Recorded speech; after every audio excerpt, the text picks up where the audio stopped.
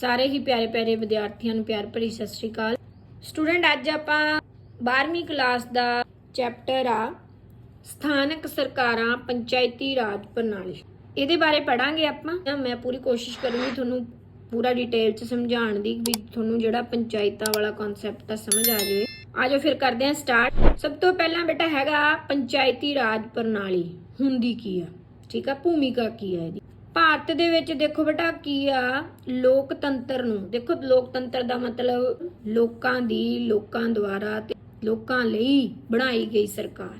ਲੋਕਤੰਤਰ ਨੂੰ ਹੇਠਲੇ ਪੱਧਰ ਤੇ ਮਜ਼ਬੂਤ ਬਣਾਉਣ ਲਈ ਤੇ ਜਿਹੜੀਆਂ ਉਹਨਾਂ ਦੀਆਂ ਸਥਾਨਕ ਲੋੜਾਂ ਹੁੰਦੀਆਂ ਲੋਕਾਂ ਦੀਆਂ, ਉਹਨਾਂ ਨੂੰ ਪੂਰਤੀ ਕਰਨ ਲਈ ਤੇ ਰਾਜ ਪ੍ਰਬੰਧ ਵਿੱਚ ਯੋਗਤਾ ਲਿਆਉਣ ਲਈ, ਲੋਕਾਂ ਨੂੰ ਆਤਮ ਨਿਰਭਰ ਬਣਾਉਣ ਲਈ ਹੇਠਲੇ ਪੱਧਰ ਤੇ ਸਥਾਨਕ ਲੋਕਤੰਤਰੀ ਸੰਸਥਾਵਾਂ ਦੀ ਵਿਵਸਥਾ ਕੀਤੀ ਜਾਣੀ ਜ਼ਰੂਰੀ ਸੀ ਅਤੇ ਪੰਚਾਇਤੀ ਰਾਜ ਦੀ ਵਿਵਸਥਾ ਇਸ ਦਿਸ਼ਾ ਵਿੱਚ ਇੱਕ ਕਦਮ ਹੈ। ਦੇਖੋ ਬੇਟਾ, ਹੁਣ ਆਪਾਂ ਛੋਟੇ ਛੋਟੇ ਏਰੀਏ 'ਚ, ਮੁਹੱਲੇ 'ਚ, ਪਿੰਡਾਂ 'ਚ ਰਹਿੰਦੇ ਆ, ਠੀਕ ਆ। ਹੁਣ ਇਹ ਤਾਂ ਹੋ ਨਹੀਂ ਸਕਦਾ ਵੀ ਆਪਾਂ ਆਪਣੀਆਂ ਸਮੱਸਿਆਵਾਂ ਜਿਹੜੀਆਂ ਉਹ ਸਿੱਧਾ ਮੁੱਖ ਮੰਤਰੀ ਨੂੰ ਜਾ ਕੇ ਦੱਸੀਏ, ਠੀਕ ਆ। ਨਾ ਮੁੱਖ ਮੰਤਰੀ ਸਾਡੇ ਤੱਕ ਪਹੁੰਚ ਸਕਦਾ, ਠੀਕ ਆ।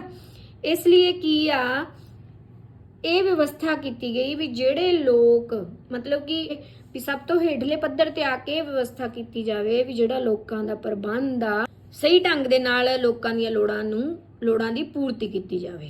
ਇਸੇ ਲਈ ਪੰਚਾਇਤੀ ਰਾਜ ਦਾ ਜਿਹੜਾ ਕਨਸੈਪਟ ਸੀਗਾ ਉਹਨੂੰ ਲਿਆਂਦਾ ਗਿਆ। ਹੁਣ ਕਰਦੇ ਆਪਾਂ ਪੰਚਾਇਤੀ ਰਾਜ ਦਾ ਅਰਥ ਕੀ ਹੁੰਦਾ।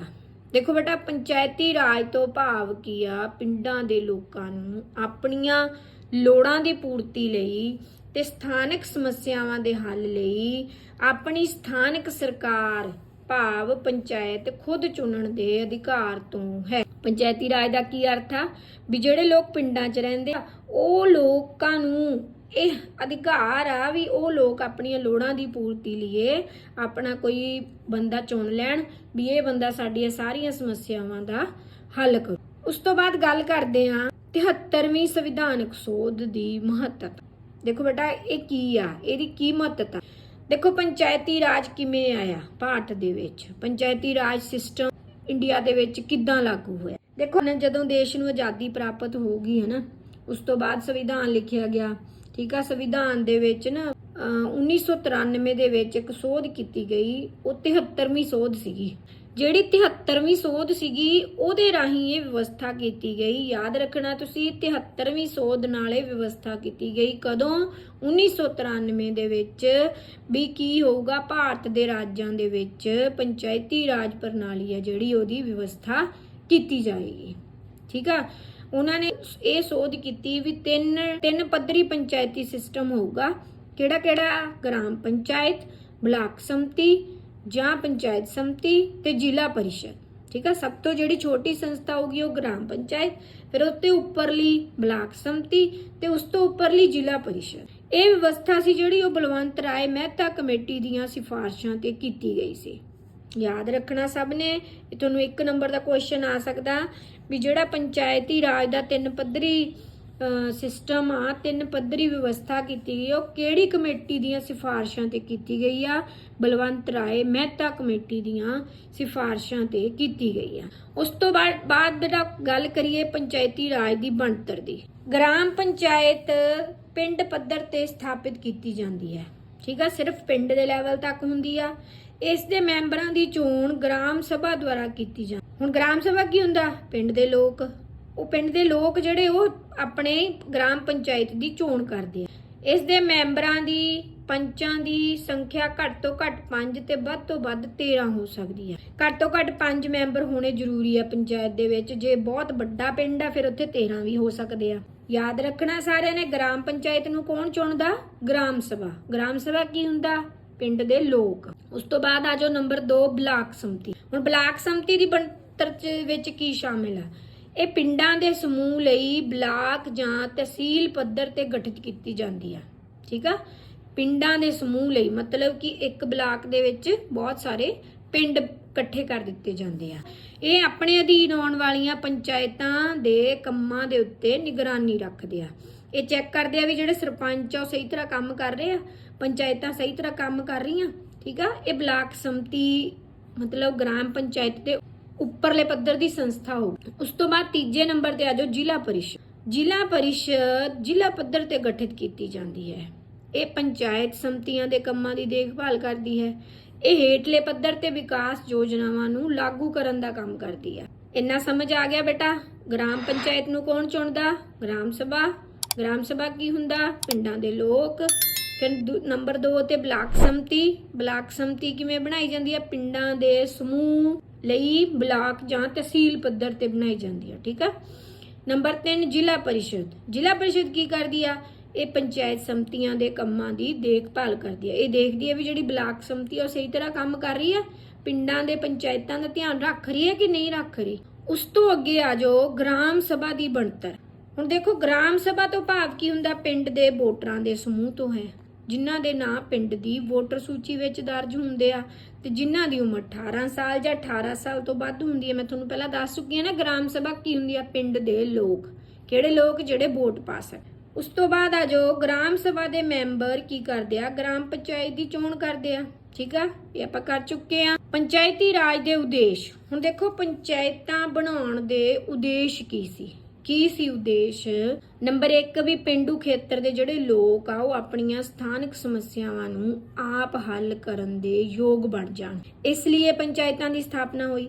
ਫਿਰ ਸਥਾਨਕ ਪੱਧਰ ਤੇ ਲੋਕਤੰਤਰ ਨੂੰ ਮਜ਼ਬੂਤ ਬਣਾਉਣਾ, ਵੀ ਜਿਹੜਾ ਲੋਕਤੰਤਰ ਆ ਉਹਦੀ ਸ਼ੁਰੂਆਤ ਹੈ ਜਿਹੜੀ ਉਹ ਸਥਾਨਕ ਹੇਠਲੇ ਪੱਧਰ ਤੋਂ ਕੀਤੀ ਜਾਵੇ। ਠੀਕ ਆ, ਤਾਂ ਹੀ ਵੱਡੇ ਪੱਧਰ ਤੇ ਜਾ ਕੇ ਮਜ਼ਬੂਤ ਬਣੂਗਾ। ਫਿਰ ਪਿੰਡ ਦੇ ਸਮੂਹਿਕ ਵਿਕਾਸ ਨੂੰ ਯਕੀਨੀ ਬਣਾਉਣਾ, ਵੀ ਪਿੰਡ ਦਾ ਪੂਰੀ ਤਰ੍ਹਾਂ ਵਿਕਾਸ ਹੋ ਸਕੇ।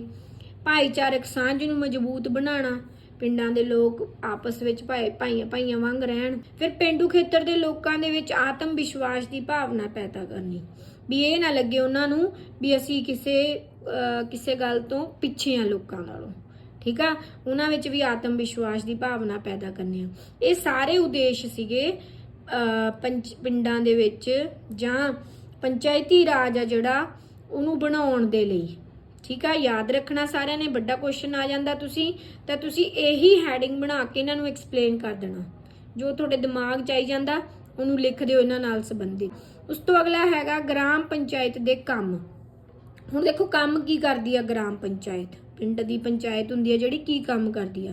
ਜਨਤਕ ਸਥਾਨਾਂ ਦੀ ਸਫਾਈ ਕਰਨਾ, ਪੀਣ ਵਾਲੇ ਪਾਣੀ ਦਾ ਪ੍ਰਬੰਧ ਕਰਨਾ, ਗਲੀਆਂ ਵਿੱਚ ਰੌਸ਼ਨੀ ਦਾ ਪ੍ਰਬੰਧ ਕਰਨਾ, ਹਸਪਤਾਲ ਤੇ ਡਿਸਪੈਂਸਰੀਆਂ ਬਣਾਉਣੀਆਂ।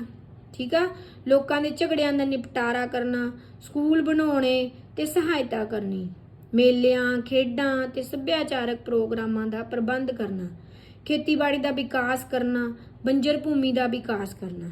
ਦੇਖੋ ਬੇਟਾ ਇਹ ਸਾਰੇ ਗ੍ਰਾਮ ਪੰਚਾਇਤ ਦੇ ਕੰਮ ਆ। ਅਗਰ ਤੁਹਾਨੂੰ ਕੰਮ ਵਾਲਾ ਕੁਐਸਚਨ ਆ ਜਾਂਦਾ ਵੀ ਗ੍ਰਾਮ ਪੰਚਾਇਤ ਦੇ ਕੰਮ ਲਿਖੋ, ਤੁਸੀਂ ਇਹੀ ਪੁਆਇੰਟ ਹੈਡਿੰਗ ਬਣਾ ਕੇ ਇਹਨਾਂ ਨੂੰ ਐਕਸਪਲੇਨ ਕਰ ਸਕਦੇ ਹੋ। ਹੁਣ ਤੁਸੀਂ 12ਵੀਂ ਕਲਾਸ 'ਚ ਹੋ ਗਏ ਹੋ, ਇੰਨਾ ਤਾਂ ਤੁਸੀਂ ਇੱਕ ਹੈਡਿੰਗ ਲਿਖ ਕੇ ਇਹਦੇ ਨਾਲ 2-3 ਲਾਈਨਾਂ ਆਪਣੇ ਕੋਲੋਂ ਬਣਾ ਕੇ ਜ਼ਰੂਰ ਲਿਖ ਸਕਦੇ। ਅੱਗੇ ਆ ਜਾਓ ਪੰਚਾਇਤੀ ਰਾਜ ਦੀਆਂ ਕਮੀਆਂ ਕੀ ਹੁੰਦੀਆਂ। ਹੁਣ ਕਮੀਆਂ ਕੀ ਹੁੰਦੀਆਂ? ਦੇਖੋ ਬੇਟਾ ਪੰਚਾਇਤੀ ਜਿਹੜੇ ਰਾਜ ਹੁੰਦੇ ਆ ਉਹ ਚੋਣਾਂ ਸਮੇਂ ਕੀ ਹੁੰਦਾ? ਲੋਕ ਨਾ ਜਿਹੜੇ ਉਹ ਧੜਿਆਂ ਵਿੱਚ ਵੰਡੇ ਜਾਂਦੇ ਆ। ਠੀਕ ਹੈ, ਜਦੋਂ ਵੋਟਾਂ ਪੈਂਦੀਆਂ ਤਾਂ ਆਪਾਂ ਦੇਖਦੇ ਹਾਂ ਗਰੁੱਪ ਬਣ ਜਾਂਦੇ ਆ ਨਾ।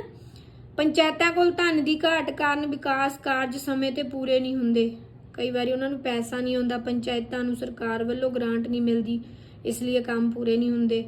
ਪਿੰਡਾਂ ਵਿੱਚ ਲੋਕ ਅਨਪੜ੍ਹ ਹੋਣ ਕਾਰਨ ਵਿਕਾਸ ਯੋਜਨਾਵਾਂ ਸਹੀ ਤਰ੍ਹਾਂ ਲਾਗੂ ਨਹੀਂ ਹੁੰਦੀਆਂ। ਜ਼ਿਆਦਾਤਰ ਆਪਾਂ ਦੇਖਦੇ ਹਾਂ ਪਿੰਡਾਂ ਵਿੱਚ ਲੋਕ ਆ ਜਿਹੜੇ ਉਹਨਾਂ ਨੂੰ ਨੌਲੇਜ ਘੱਟ ਹੁੰਦੀ ਆ, ਘੱਟ ਪੜ੍ਹੇ ਲਿਖੇ ਹੁੰਦੇ ਆ, ਇਸ ਲਈ ਕੀ ਹੁੰਦਾ ਜਿਹੜੀਆਂ ਵਿਕਾਸ ਯੋਜਨਾਵਾਂ ਹੁੰਦੀਆਂ ਉਹ ਸਹੀ ਤਰ੍ਹਾਂ ਲਾਗੂ ਨਹੀਂ ਹੁੰਦੀਆਂ। ਰਾਜ ਸਰਕਾਰ ਪੰਚਾਇਤਾਂ ਸੰਬੰਧੀ ਕਦੇ ਵੀ ਕਾਨੂੰਨਾਂ ਵਿੱਚ ਬਦਲਾਅ ਕਰ ਸਕਦੀ ਆ। ਇਹ ਕਮੀ ਆ ਵੀ ਜਿਹੜੀ ਰਾਜ ਸਰਕਾਰ ਆ ਉਹ ਕਦੇ ਵੀ ਪੰਚਾਇਤਾਂ ਸੰਬੰਧੀ ਕਾਨੂੰਨਾਂ ਵਿੱਚ ਬਦਲਾਅ ਕਰ ਸਕਦੀ ਆ। ਉਸ ਤੋਂ ਬਾਅਦ ਆ ਜੋ ਪੰਚਾਇਤੀ ਰਾਜ ਪ੍ਰਣਾਲੀ ਦੀ ਮਹੱਤਤਾ। ਦੇਖੋ ਇਹ ਤੁਹਾਨੂੰ ਵੱਡਾ ਕੁਐਸਚਨ ਵੀ ਆ ਸਕਦਾ ਵੀ ਕੀ ਮਹੱਤਤਾ ਪੰਚਾਇਤੀ ਰਾਜ ਪ੍ਰਣਾਲੀ ਦੀ। ਤੁਸੀਂ ਇਹਨਾਂ ਨੂੰ ਜਿਹੜੇ ਵੀ ਪੁਆਇੰਟ ਲਿਖਿਆ ਤੁਸੀਂ ਇਹਨਾਂ ਨੂੰ ਹੈਡਿੰਗ ਬਣਾ ਕੇ ਐਕਸਪਲੇਨ ਕਰ ਸਕਦੇ ਹੋ। ਨੰਬਰ 1 ਲੋਕਤੰਤਰ ਦੀ ਸਿਖਲਾਈ ਦਾ ਕੇਂਦਰ। ਠੀਕ ਆ, ਇੱਥੋਂ ਹੀ ਲੋਕ ਸਿੱਖਦੇ ਆ ਵੀ ਲੋਕਤੰਤਰ ਕੀ ਹੁੰਦਾ ਪੰਚਾਇਤੀ ਰਾਜ ਪ੍ਰਣਾਲੀ ਦੇ ਨਾਲ ਹੀ। ਫਿਰ ਪਿੰਡੂ ਖੇਤਰਾਂ ਦਾ ਵਧੇਰੇ ਵਿਕਾਸ। ਬਹੁਤ ਵਿਕਾਸ ਹੁੰਦਾ, ਪੰਚਾਇਤਾਂ ਬਹੁਤ ਵਿਕਾਸ ਕਰਦੀਆਂ ਪਿੰਡੂ ਖੇਤਰਾਂ ਦਾ। ਰਾਜ ਸਰਕਾਰ ਦੇ ਕਾਰਜਾਂ ਨੂੰ ਘੱਟ ਕਰਨਾ। ਦੇਖੋ ਰਾਜ ਸਰਕਾਰ ਕੋਲ ਵੀ ਇੰਨਾ ਟਾਈਮ ਨਹੀਂ ਹੁੰਦਾ ਕਿ ਪਿੰਡ ਪਿੰਡ 'ਚ ਜਾ ਕੇ ਦੇਖੇ ਵੀ ਕੌਣ ਕੰਮ ਕਰ ਰਿਹਾ, ਕਿ ਲੋਕਾਂ ਦਾ ਕੀ ਪ੍ਰੋਸੀਜਰ ਚੱਲ ਰਿਹਾ, ਕਿਵੇਂ ਪਿੰਡ ਦਾ ਉਹ ਸਾਰਾ ਕੰਮ ਚੱਲ ਰਿਹਾ। ਇਸ ਲਈ ਪੰਚਾਇਤ ਜਿਹੜੀ ਹੋਣੀ ਆ ਉਹ ਬਹੁਤ ਜ਼ਰੂਰੀ ਆ। ਪੰਚਾਇਤ ਦੀ ਬਹੁਤ ਮਹੱਤਤਾ ਵਾ। ਠੀਕ ਆ। ਗਰੀਬ ਲੋਕਾਂ ਦੇ ਵਿੱਚ ਆਤਮ ਵਿਸ਼ਵਾਸ ਦਾ ਵਿਕਾਸ ਕਰਨ ਲਈ ਜਿਹੜੀ ਪੰਚਾਇਤ ਆ ਉਹ ਬਹੁਤ ਮਹੱਤਵਪੂਰਨ ਭੂਮਿਕਾ ਨਿਭਾਉਂਦੀ ਆ ਤੇ ਲੋਕਾਂ ਦੀਆਂ ਸਮੱਸਿਆਵਾਂ ਦਾ ਸਥਾਨਕ ਪੱਧਰ ਤੇ ਹੱਲ। ਦੇਖੋ ਪਿੰਡਾਂ 'ਚ ਕਈ ਵਾਰ ਲੜਾਈਆਂ ਝਗੜੇ ਹੋ ਜਾਂਦੇ ਆ ਲੋਕਾਂ ਦੇ ਆਪਸ ਵਿੱਚ। ਠੀਕ ਆ। ਕੋਈ ਪਤੀ ਪਤਨੀ ਦਾ ਲੜਾਈ ਝਗੜਾ ਹੋ ਗਿਆ, ਕੋਈ ਦੋ ਗਰੁੱਪਾਂ ਦੇ ਵਿੱਚ ਝਗੜਾ ਹੋ ਗਿਆ, ਤਾਂ ਉਹ ਕੀ ਆ, ਪਿੰਡ ਦੇ ਪੱਧਰ ਤੇ ਹੀ ਉਹਨੂੰ ਸੁਲਝਾਇਆ ਜਾ ਸਕਦਾ ਵਾ। ਇਸ ਕਰਕੇ ਜਿਹੜਾ ਪੰਚਾਇਤੀ ਰਾਜ ਪ੍ਰਣਾਲੀ ਆ ਉਹਦੀ ਬਹੁਤ ਮਹੱਤਤਾ ਵਾ। ਉਮੀਦ ਕਰਦੀ ਹਾਂ ਤੁਹਾਨੂੰ ਇਹ ਜਿਹੜਾ ਇੰਨਾ ਕੁ ਕੰਮ ਸਮਝ ਆ ਗਿਆ ਹੋਊਗਾ। ਠੀਕ ਆ। ਅੱਗੇ ਫੇਰ ਕਰਾਂਗੇ, ਮਿਲਦੇ ਆ ਫਿਰ ਅਗਲੇ ਪਾਰਟ ਦੇ ਨਾਲ। ਧੰਨਵਾਦ।